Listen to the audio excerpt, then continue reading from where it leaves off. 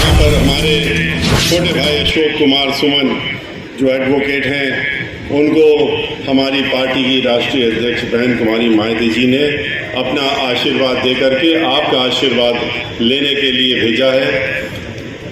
श्री संतोष आनंद जी मुख्य सेक्टर प्रभारी, श्री गंगाराम सोनी जी सेक्टर प्रभारी, योगेश कुमार जी जिलाध्यक्ष, हरिचंद्र प्रजापति विधानसभा अध्यक्ष, पंडित सुरेश पांडे विधानसभा संयोजक, श्री पंडित सुरेश चंद्र शर्मा, पंडित हरीश चंद्र, विष्णु तिवारी जी, चोखे लाल शर्मा जी, पंडित एस.के. पराशर जी, पंडित दाऊ दयाल जी, पंडित रामनाथ सारस्वत जी, पंडित राजू जी, पंडित मिश्री लाल जी, पंडित कैलाश शर्मा जी, पंडित देवेश पांडे जी, पंडित सुरेश पांडे जी, पंडित संदीप मुखरिया जी, पंडित सतीश पराशर जी, श्री ओम प्रकाश बघेल जी जिला महासचिव, तथा जिनका नाम बहुत बड़ी लिस्ट से नहीं लिया है, लेकिन वो सब जो यहाँ पर इतनी बड़ी संख्या में मौजूद हैं। साथियों, मीडिया के बंधुओं, बहनों, भाइयों,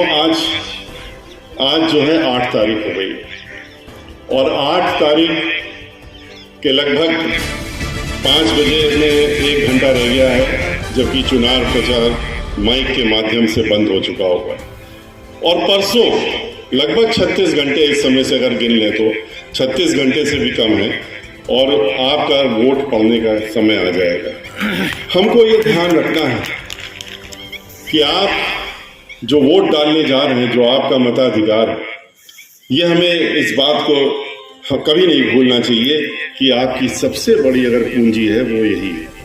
आपके पास जितनी भी धन दौलत है, कुछ भी हो, जो भी हो, वो सब का सब इससे छोटा पड़ जाता है, फीका पड़ जाता है, जो आपका ये मत का अधिकार, वोट का अधिकार है। और इसको इसीलिए हमको बहुत सोच समझ करके इस्तेमाल करना पड़ता है। और इसके लिए आपको क्या देखना है, क्या सोचना है? सोचने के लिए यही है कि आपके पास 3 सरकारें नहीं है। आपके पास बहुजन समाज पार्टी की पूर्ण बहुमत की सरकार आपने देखा 2007 से 12, आपने 12 से 17 में समाजवादी पार्टी की सरकार देखा, आपने 17 से लेकर के और अभी तक भारतीय जनता पार्टी की भी सरकार को देखने का काम किया। तो आपके पास अब तीनों का कच्चा चिट्ठा आपके सामने रखा हुआ है। कुछ भी छुपा नहीं है कि वो कहे कि हम आएंगे तो ये करेंगे, और क्या किसने किया वो आपके सामने है, और वही हमको समझने की जरूरत है।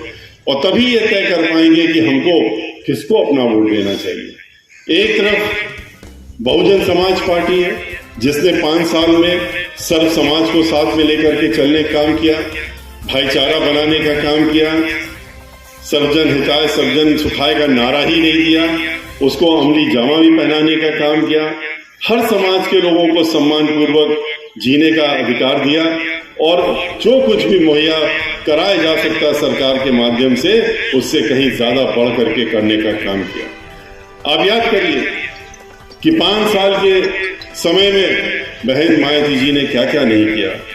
अगर ये एक्सप्रेस वे आप जो बगल में देखते हैं, जो देश का पहला इतना बड़ा एक्सप्रेस वे ऐसा बना था, वो बहन मायावती जी की थी।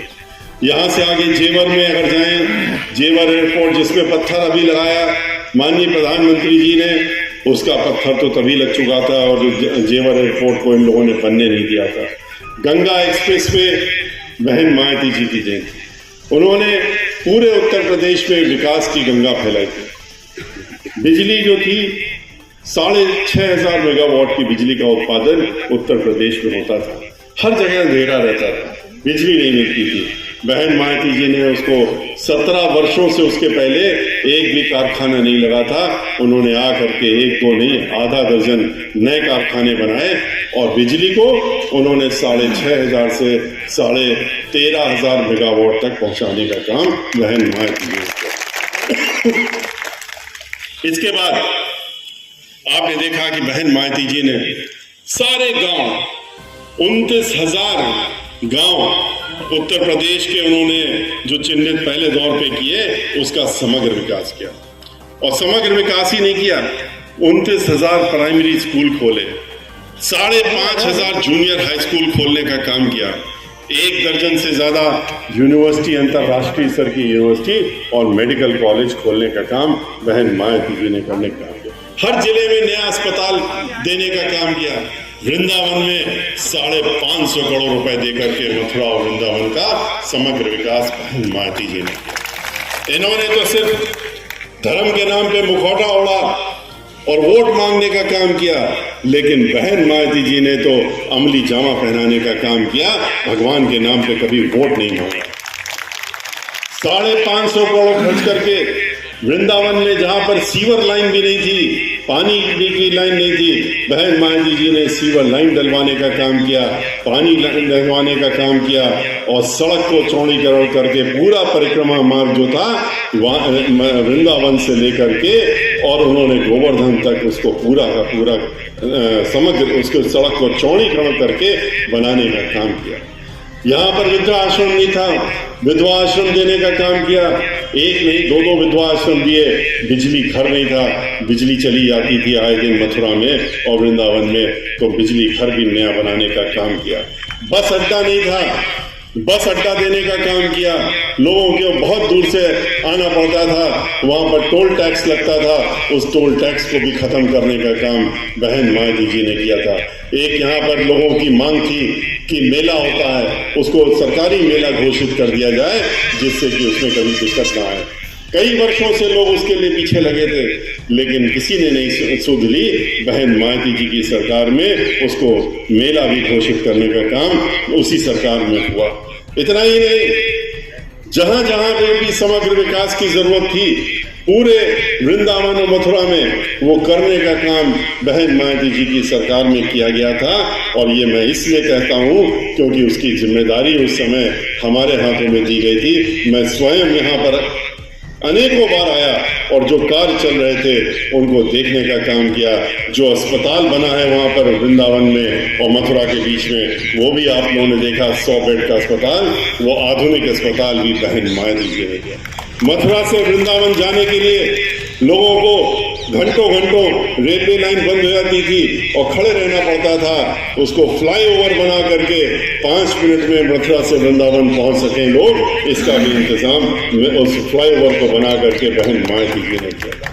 तो कहने का तात्पर्य ये है कि चाहे अयोध्या हो, अयोध्या का समग्र विकास अगर हुआ था उस समय तो बहन मायावती जी की सरकार में हुआ था।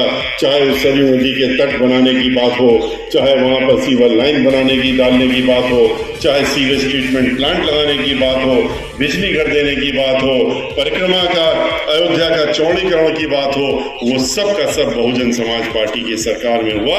लेकिन कभी भी हम लोगों ने ईश्वर को बीच में नहीं लाए, भगवान को नहीं लाए, न भगवान राम को लाए, न भगवान कृष्ण को लाए, और हम लोगों ने उनके नाम पे वोट मांगने का काम नहीं किया।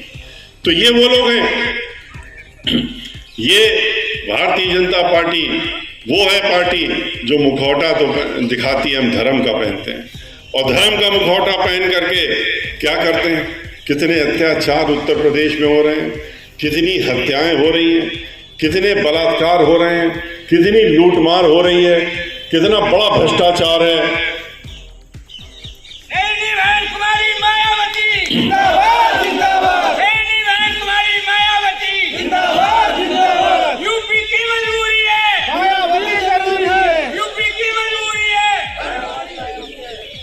आपने देखा कि पूरे उत्तर प्रदेश में कहते हैं कि हम कानून का राज चला रहे हैं। क्या यही कानून का राज का मतलब है जो हम लोग समझते हैं?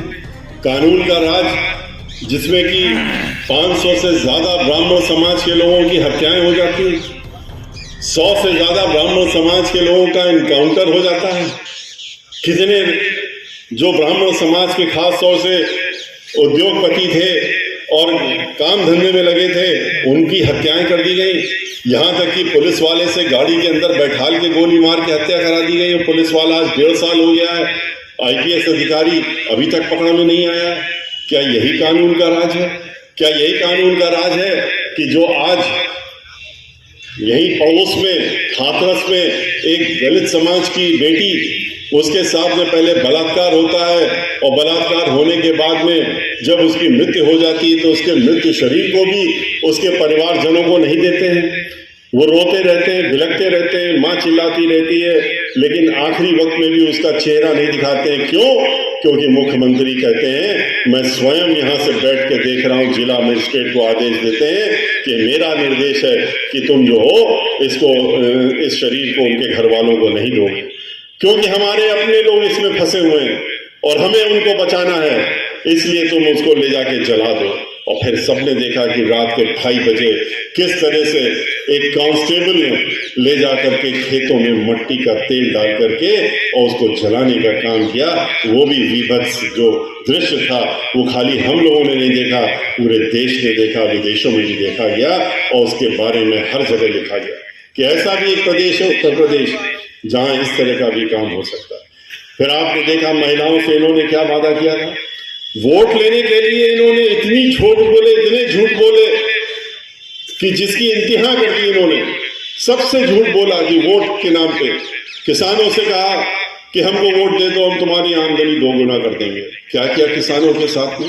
किसानों की जमीन तक तो कब्जा करने की पूरी कोशिश, योजना बना ली, 4 काले कानून ला दिए और इस तरह के कानून बनाए कि मजबूरन ये जमीन उसको ठेके में देनी पड़े उद्योगपतियों को, जिससे कि कभी वापस ना आ सके। विरोध किया उन्होंने, 700 किसानों की जान गई, 700 किसानों ने शहादत दी, इनके ऊपर कोई असर नहीं हुआ। उनका आंदोलन रोकने के लिए इन्होंने लखीमपुर में 4 किसानों को तो गाड़ी के नीचे कुचल करके भी मारने का, खुलेआम काम करने का काम किया। और जिस मंत्री के लड़के और जिस मंत्री का नाम आया चार्जशीट में, उसके बाद आपने देखा कि आज भी उसको इस सरकार में मंत्री बना के रखा है, हटाया नहीं है उस सरकार ने। और क्यों नहीं हटाया?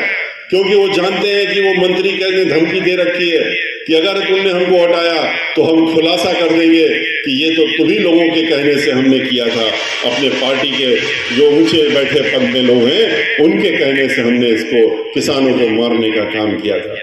किस तरीके से रेणु शर्मा नाम की लड़की, यहाँ पर महिला जो कि हाथरस में एक जिला पंचायत की पूर्व अध्यक्ष, सिर्फ इतना ही तो दोष था कि वो राजनीति में थी और भारतीय जनता पार्टी वाले उसके विरोध में रहते थे। उन इतना नाराज हो गए उससे कि उसके ऊपर फर्जी मुकदमे डलवा करके उसको जेल में भिजवा दिया, उसके पति उसके सभी लोगों घर को जेल में भिजवा दिया, अलग अलग जेलों में भेज दिया पूरे उत्तर प्रदेश में। जब महिला की तबीयत बिगड़ने लगी उसके बाद भी उसको जेल से नहीं आने दिया। फिर अंततः उसकी बेल हो गई। जब बेल हो गई, अदालत से बेल हो गई, उसके बाद भी उसको जेल से बाहर नहीं आने दिया। 15 दिनों तक जेल के अंदर रखा, तभी आ पाई वो बाहर जब उसकी जेल के अंदर मृत्यु हो गई। उसके बाद उसका मृत्यु शरीर ही जेल से बाहर आई। ऐसी सरकार है ये, ऐसी सरकार है जिसने खुशी दुबे 16.5 साल की लड़की, क्या दोष था उसका? सिर्फ एक ब्राह्मण समाज से आती थी, इतना ही तो दोष था, वरना तो 1 दिन पहले शादी हुई थी। वो कौन सी बड़ी माफिया बन गई 1 दिन के अंदर? 1 दिन पहले शादी हुई, उसके तो हाथों की मेहंदी भी नहीं सूखी थी और उसको उन्होंने, उसके पति को तो मार दिया एनकाउंटर में, लेकिन उसको भी ले जाकर के जेल में बंद कर दिया। और जेल में आज पूरे 1.5 साल से ज्यादा हो गए, 2.25 साल हो रहे हैं और खुशी दुबे के नाम 16.5 साल की लड़की को आज भी उन्होंने जेल से बाहर नहीं आने दिया, क्योंकि सीधे सीधे मुख्यमंत्री खुद उसकी मॉनिटरिंग कर रहे हैं और कहते हैं कि इसकी किसी भी हालत में बेल नहीं होनी चाहिए। और इंतजार यही हो रहा है कि जिस तरह से रेणु शर्मा मृत्यु शरीर बाहर आया, उसी तरीके से खुशी दुबे का भी मृत्यु शरीर ही जेल से बाहर आए इस तरह। और ये वो लोग हैं जिन्होंने महिलाओं से वादा किया था। क्या वादा किया था? कहा था कि हम तुम्हारी सुरक्षा करेंगे, तुम हमको वोट दे दो, सुरक्षा की गारंटी हम देते हैं। आज कैसी सुरक्षा दी है? इसी तरह की सुरक्षा दी है। आज ये हम नहीं कहते, ये एनसीआरबी जो इनकी सरकारी संस्था है उसकी रिपोर्ट वो कहती है कि उत्तर प्रदेश में हर 2 घंटे में एक महिला के साथ में दुराचार और बलात्कार हो रहा है आज उत्तर प्रदेश में। क्या यही इनसे सुरक्षा मांगी थी महिलाओं ने? गैस सिलेंडर जो 200 रुपए का था उसको 1200 पहुंचाने का काम किया। मिट्टी का तेल और बाकी सब चीजों के दाम 2 गुने करने का काम कर दिया। पेट्रोल और डीजल को 100 के बाहर कर दिया और उसका नतीजा ये हुआ कि सभी जगह महंगाई बढ़ गई। रसोई का खर्च अगर 50 रुपए का होता था तो वो 500 पहुंचाने का काम इस तरीके से इन्होंने करके महिलाओं को चोट देने का काम किया। ये लोगों ने सभी के साथ धोखा दिया। जो भी कपिल मिश्रा जी नौजवानों से कह रहे थे कि बेरोजगार लोग वो नौकरी के लिए घूम रहे हैं, तो उनसे भी तो वादा किया था इन्होंने, कहा था कि 2 करोड़ नौकरियां देंगे। 2 करोड़ नौकरी तो नहीं दी, 2 करोड़ नौकरियां लेने का काम कर दिया, क्योंकि अपने चहेते उद्योगपतियों के हाथ में इस पूरे देश की संपत्ति जो थी, जितने सार्वजनिक उपक्रम थे, जहां जहां नौकरियां मिलती थी, उसको उनके हाथों में बेचने का काम कर दिया। आज सारी संस्थाएं प्राइवेट हाथ में चली गई। उत्तर प्रदेश में भी जहां जहां नौकरी मिलती थी लोगों को, वहां पर नौकरी जहां मिलती थी वहां ठेकेदारी कर दी। चाहे वो जल निगम हो, चाहे वो नगर पालिका हो, चाहे वो नगर निगम हो, चाहे ब्रिज कॉरपोरेशन हो, चाहे जितनी भी संस्थाएं जहां जहां पर सरकारी नौकरियां होती थी उनमें उन्होंने खत्म करके और ठेकेदारी में देने का काम किया। तो आज कहां से लोग नौकरी पाएंगे? और जब उन्होंने आंदोलन किया तो उनको क्या दिया इन्होंने? उनको सिर्फ लाठी डंडे और उनका सर फोड़ने का काम किया, उनके सर से को लहू लुहान करने का काम किया। जब उन्होंने कहा कि हमने आंदोलन तो इसीलिए किया क्योंकि आपने वादा खिलाफी की, तो कहते हैं कि आपको तो ये जुमला पहले से समझ लेना चाहिए था कि हमने पहले भी तो कहा था कि 15 लाख हर गरीब के हर एक के खाते में पहुंच जाएंगे। किसके खाते में पहुंच गए? वो तो एक जुमला था और इसको भी आपको मान लेना चाहिए था कि जुमला है। आप लोग क्यों हमारी गलतफहमी में आ गए? लेकिन एक सलाह देते हैं आपको कि आप लोग पढ़े लिखे नौजवान हो, आप जाइए और पकौड़ा बेचने का काम करिए। ये हम आपको सलाह दे सकते हैं। तो ये वो लोग हैं जो झूठ बोल करके किसानों से कहा 2 गुनी आमदनी कर देंगे। क्या 2 गुनी कर दिया इन्होंने? बहन मायावती जी ने जरूर किसानों से नहीं कहा था, लेकिन उन्होंने 2 गुनी आमदनी करने का काम किया। उन्होंने 125 रुपए क्विंटल किसानों को मिलता था गन्ना का, उन्होंने उसको बढ़ा करके 250 रुपए करने का काम बहन मायावती जी ने किया था। आज किसान जो है रात में सोता नहीं है, अपने घरों में नहीं रहता है, खेतों में पड़ा रहता है। वहां पर खाली जानवरों को से अपने खेत को बचाने के लिए दिन रात लड़ाई लड़ता रहता है। फसल को बचाने के लिए वो 24 घंटे उसी में वो लगा रहता है। तो आज ऐसी स्थिति किसने पैदा की? ये स्थिति भी पैदा करने का काम भारतीय जनता पार्टी ने किया। भारतीय जनता पार्टी ये वो पार्टी है कि अगर पूरे विश्व में एक कंपटीशन हो जाए और एक इस बात की स्पर्धा हो जाए कि चलो देखते हैं कि कौन सबसे ज्यादा झूठ बोल सकता है, तो भारतीय जनता पार्टी के नेता लोग नंबर 1 पे आएंगे और सबसे ज्यादा इनाम पाने का काम यही लोग करेंगे। इसके पहले समाजवादी पार्टी सरकार थी। समाजवादी पार्टी की सरकार को जब जब आती है सभी को मालूम है कि क्या माहौल हो जाता है उत्तर प्रदेश का। आते ही गुंडागर्दी, माफियागर्दी, दहशतगर्दी, डकैती, फिरौती, बलात्कार, लूटमार पूरे प्रदेश में गांव-गांव हर जगह देखने को मिलता है। दंगे फसाद, 1-2 दंगे नहीं, 134 दंगे कराने का काम समाजवादी पार्टी की सरकार में हुआ। ये उनकी महारत है और वो आज कहते हैं कि हमको दोबारा से मौका दे दो। ये वो दोनों पार्टियां, भारतीय जनता पार्टी, समाजवादी पार्टी, वो पार्टियां हैं जो आपस में मिली रहती हैं। ये एक ही सिक्के के 2 पहलू हैं। ये लोग मिलके योजना बनाते हैं कि कैसे दंगा कराया जाए, कैसे फसाद कराया जाए, कैसे लोगों को लड़ाया जाए और कैसे भाईचारा खत्म किया जाए। तो इसीलिए हमारा आपसे अनुरोध है कि आपको आज ये पहचानने की जरूरत है। आज से सिर्फ आपके पास 36 घंटे भी नहीं बचे, 30 घंटे बचे।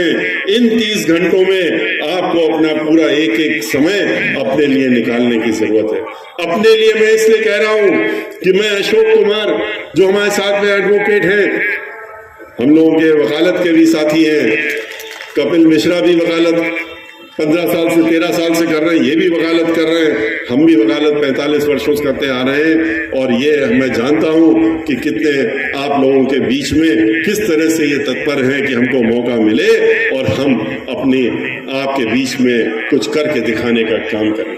लेकिन ये प्रत्याशी तो जरूर है, ये हमारे सिंबल इनको मिला इसलिए ये हमारे प्रत्याशी घोषित प्रत्याशी हैं, लेकिन मैं ये समझता हूं कि ये तो कहने के लिए प्रत्याशी हैं, सही मायने में तो आप सब लोग जितने यहाँ बैठे हैं आप लोग हमारे प्रत्याशी, हम आपको अपना प्रत्याशी मानते हैं।